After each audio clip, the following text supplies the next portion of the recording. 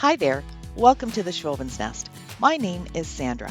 Here on my channel, I love farmhouse decor and I really love making something out of nothing. If that sounds like fun to you, I would love it if you could stick around and keep watching. What Here I am out in my garage. I've finally been able to get it set up as a bit of a workshop. I cut 3 fence boards to about 30 inches in length. Then I took another piece of smaller fence board and sliced it in half using my table saw. This is going to give me the braces for the top and the bottom of the wood boards. I used 3 screws to put in them to hold it all together, and you can see that I did stagger the fence boards here as well. This is a working clock mechanism. I found a huge clock in the trash. The clock still works, but I decided to make a different type of clock using this mechanism. For DIY number 2, you'll see what I did with the rest of that broken clock. Here I'm just tracing out where I want the hole to be because I need to be able to fit the clock mechanism right inside the wood. Now I'm going to show you how I cut out the hole using my jigsaw. But first, I'm going to take a large drill bit and drill a hole in each of the 4 corners of where I need to cut out. So where I've made that square, I'm going to go and make 1 hole in each of the corners. And the reason I'm using a large drill bit is I want to make sure that my jigsaw blade fits in there really easily. I have the board clamped to the table just because with a jigsaw, things move and vibrate a lot. So you really need to have it secure. Otherwise, it's going to be fairly dangerous. So what I'm going to do now is just fit the jigsaw blade right inside one of the holes and start cutting. So I'm going to be going on a bit of an angle to reach the other corner, and then I'm going to be able to pull out my jigsaw and then turn and start in a different hole. This makes it so easy to work with a jigsaw. If you haven't used any saws or woodworking tools at all, I would recommend starting with a jigsaw. That's what I did because it's a small blade, you have a lot of control over it, and you can do all sorts of things. Before I got my larger saw, I have a table saw and I have a miter saw. I just used a jigsaw and I would cut fence boards and larger pieces of wood, smaller pieces of wood. With a jigsaw, you do have to have some patience. It's a slow moving blade, but it gives you lots of control. So before I take everything apart, I'm going to make sure that my clock mechanism fits in there really nice and snug. I'm being gentle with it because of course it's just plastic, but I can see here that it's just a perfect fit. Another tool that you need to have for woodworking is a sander. This is just a detail sander that I picked up at my local hardware store for $30 when it was on sale, and it's lightweight and easy to use. Here I'm just sanding down all the rough edges where I made my cuts. This is where I decided to use this side of the board instead of the side with the supports. And that's simply because I knew I was going to do a painting technique on here and those support boards were going to get in the way. I'm just using some regular latex paint here and I'm going to just do a really rough brush. You can see that I'm not putting a ton of paint on here. I want a lot of that wood to show through. I'm not going to go ahead and paint it all and then sand it back down again when I can just do it this way. I'm just using a really rough chippy brush. I've gotten lots of questions about what is a chip brush because I do use them for painting and I also use them for distressing and I have a million different sizes of them. So what they are is a brush that is considered a throwaway brush. It doesn't have a lot of bristles on it, and if you take a look at the inside of it, you'll see sort of a hollow plastic board there and the bristles are just around the board. So it's not a good quality brush, but it's something that I like to use for a rough texture. Today's video is part of Salvage Saturday. It is hosted by two amazing crafters, Teresa B. DIY, and her co-host is Jamie over at Simple Roots Simple Living.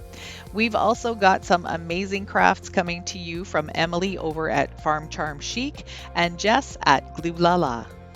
There will be a playlist link down in my description box, so make sure when you're done watching my video, you go click that link and see what they made.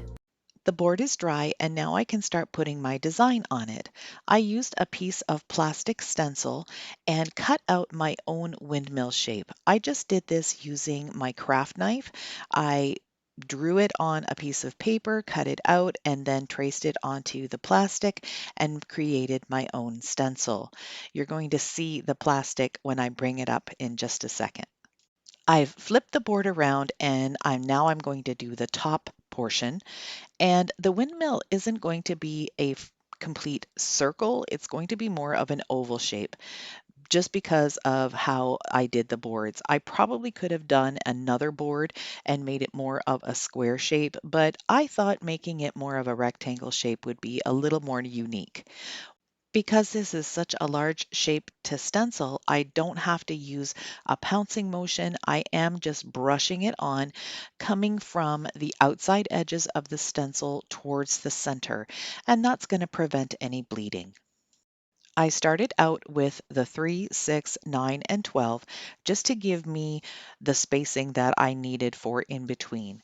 I don't measure things, I'm just going to eyeball how it looks and go for it. I love doing it that way. I think measuring is great if that's something that you need to do.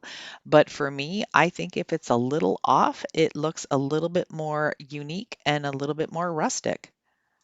So here's the windmill parts. They're all finished and I think it looks really good. Now I just cut out an oval shape to mimic the outside oval that I have. I cut it out and now I'm just using my Sharpie marker to trace around it because I wanted to have a circle where the blades could attach to. If you look at a picture of a real windmill, that's exactly what it is. So I just thought that would be some extra details that I could add. Now I'm just going to use the Sharpie marker and a ruler and connect the blades to the circle. With the ruler on top of the blade, it was kind of hard to judge where the center of the blade was, so I used my Sharpie marker and I just drew a little dot on the outside of the blade so I would know where to connect the line. So all my lines are drawn and now it's time to add the numbers. I'm just adding the 3, 6, 9, and 12. I didn't want to bog this clock down with too many details, and I think that just made it look more rustic and simple. I'm just using some white chalk paint and this stencil that I've had with numerals on it. You could use whatever style you wanted. If you didn't have a stencil, you could definitely even just handwrite the lettering, or you could print something off on your computer and trace it on. For the number 12, I made sure that my numbers didn't go outside of the blade, so I just kind of butted them up right against the edge, and I did them individually, and it turned out great. I did a couple more things to make the clock look a little bit better. I thought that all of the lines that I made were a little too skinny, so I'm taking a small angled brush and just dabbing it onto the lines just to make them look a little bit thicker and also just a little bit more rustic so they're not so perfect. I also did the same thing with the oval shape. I wanted that to have a little bit of a thicker line as well. Then I took a smaller chip brush with a little bit of white paint on it and just drew some shadows along the one side of each of the blades. I ended up coming in a little bit thicker then as well, so you could see that shadow line a little bit better. Once it was all dry, I wedged the mechanism into the square hole and secured it with hot glue on the back. I love this windmill clock. I think it is absolutely beautiful.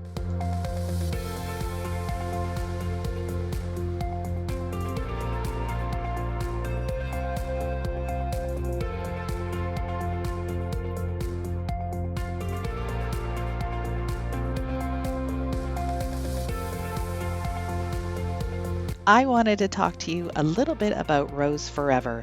They gifted me these beautiful lavender roses in a box a while ago, and I have been displaying them in my home ever since.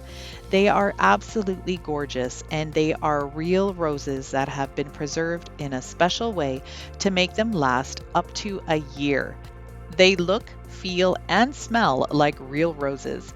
Every time I walk past my china hutch, I get the softly perfumed aroma of the roses, and it makes me so happy.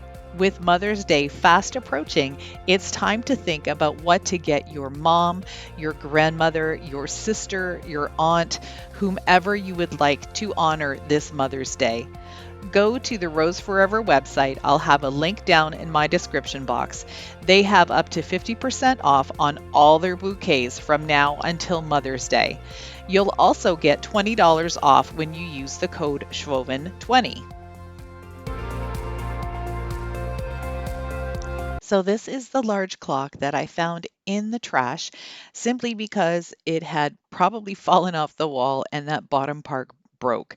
This is all just plastic. So what I'm going to do is take it all apart so I can remove that clock mechanism and use it for my first project. Another great tool to have when you're just starting out to make things easier is a drill. This one that I'm using right now is an impact driver, so you can't use it to make holes in wood because it doesn't fit the drill bits. Cordless is really handy, but if you can't afford that right now, there are many corded options out there that work just as great. Since part of this is broken, I'm going to have to cut the rest of the edge off as well. I tried using the jigsaw, but because this is plastic, it was bouncing around too much. The jigsaw had a little too much force. So I'm using this multi-tool that comes with a bunch of different blades.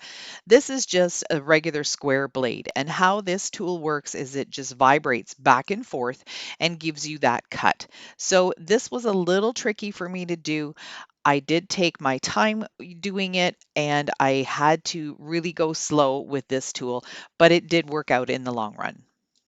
I'm going to cut a round for the inside of the sign or the old clock, but I wanted to show you how thin pieces of wood vibrate. You can see how dangerous this is.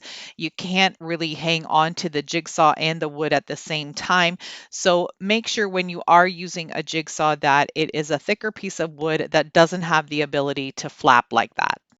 This is the front section of the frame. It actually is in two pieces. So I'm going to go ahead and use my weld bond glue and add the wood piece onto it. Then I'm just going to use a few things that I've got hanging around in the garage, like tools and screw boxes, to hold it in place and let it dry. Now that I have everything glued back together, I'm just going to give this one coat of Rust-Oleum 2x flat paint in white. It's primer and paint in one, just to give the slick surfaces something for my chalk paint to grab onto. I said earlier I was going to use chalk paint. I decided to just use my white latex paint and add some baking soda to it so I would get some nice texture on this sign. So this project gave me a little bit of a headache. When I was painting the wood round, the yellow undertones came through the white paint. So after 3 coats of getting a yellow result, I decided to use my Rust-Oleum clear matte spray paint, and I did a couple of coats of that on to seal all of it in. And then when I went back and did another coat of white, it stayed white. My original plan around the outside edge where I had done all of my cuts was to use this nautical rope from the Dollar Tree and cover that up. But right where you see me gluing, there's a chunk missing. When I brought this sign upstairs from outside in my garage, I dropped it and it rolled all the way down the stairs and into my kitchen. So I lost a couple of chunks around the outside edges. So I decided to move the nautical rope up a little bit. So I'm going to have 3 rows of nautical rope. Then I'm going to go ahead and add a thicker piece of nautical rope to camouflage where the 2 pieces are joined together because there's a whole bunch of glue there. And then I'm going to add another piece of regular nautical rope on the bottom. And that's just going to frame this out really well. Then I decided to add a few more pieces of the rope around the circled portions. I thought that would just tie everything in together, and I really like the look of it. It's more of a farmhouse style. I mean, I know when you look at the clock design, it kind of looks a little French country, but I wanted to make this look more rustic.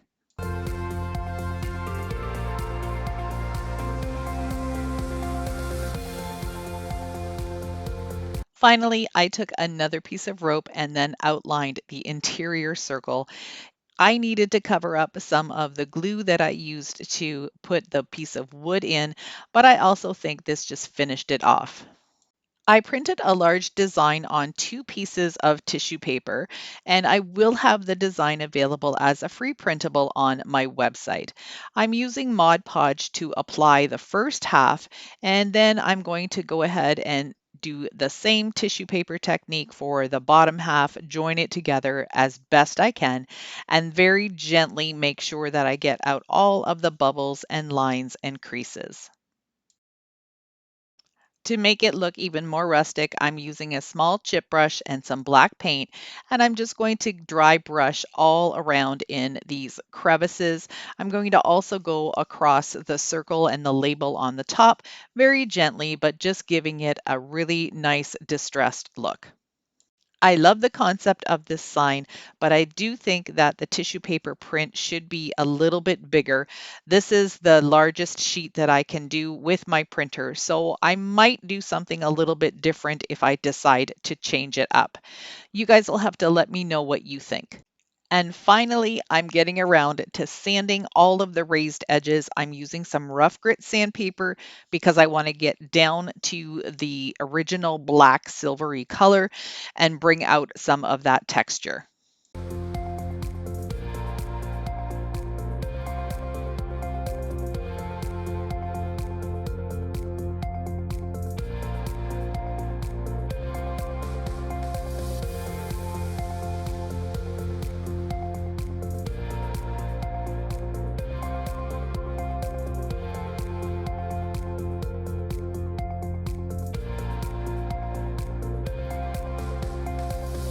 My last project is using this large tin can.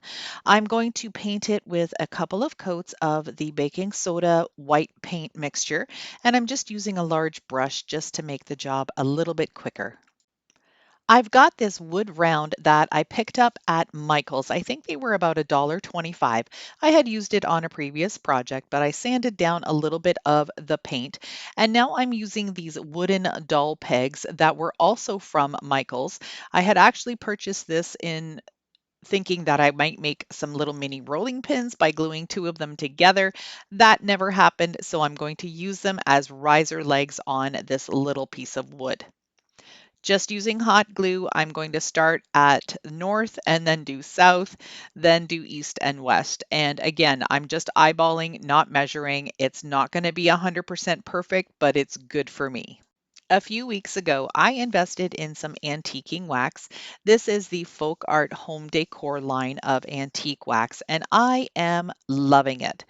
I'm so glad that I tried it. I usually just use my burnt umber acrylic paint and some water to make a stain out of it, but you get a much richer look using the antiquing wax. I am dunking my brush in some water so I can get a little bit more working time with the antique wax and so it doesn't go on so thick. Using this little poking tool, I went outside and I used my hammer and poked a hole at the bottom of the can so I would be able to put in a screw and screw it onto the wood riser. I'm just using a screw that's a little bit bigger than the hole I made so it has a good grip. And I also pre-marked where the center portion would be on the riser. And I made a little indentation with the same tool so I would easily be able to find the spot and then be able to screw it into the piece of wood. Now the piece is nice and sturdy and won't fall apart. I tend to watch a lot of different YouTube channels when I'm crafting, and I found someone who used some rice paper. So I decided to order some from Amazon. Unfortunately, I didn't pay attention to the type of rice paper I was getting, and mine has all these little leaves on it.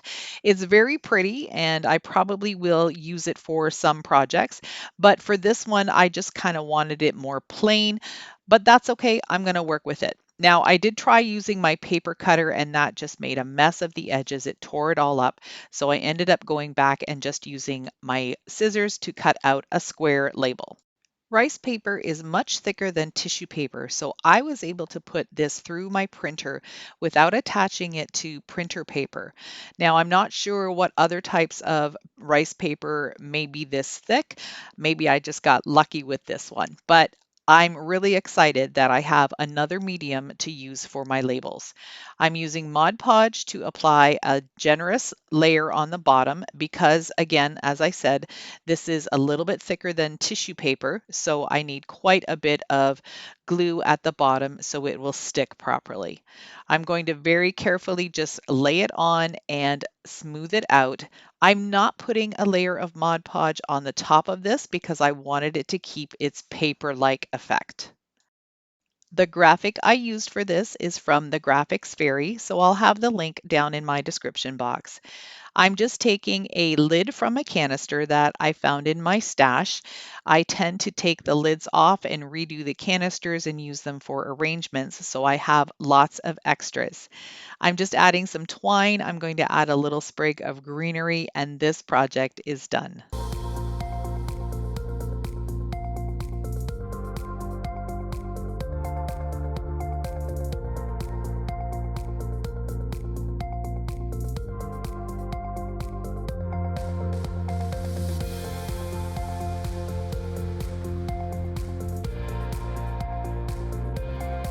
Thank you so much for watching my video today.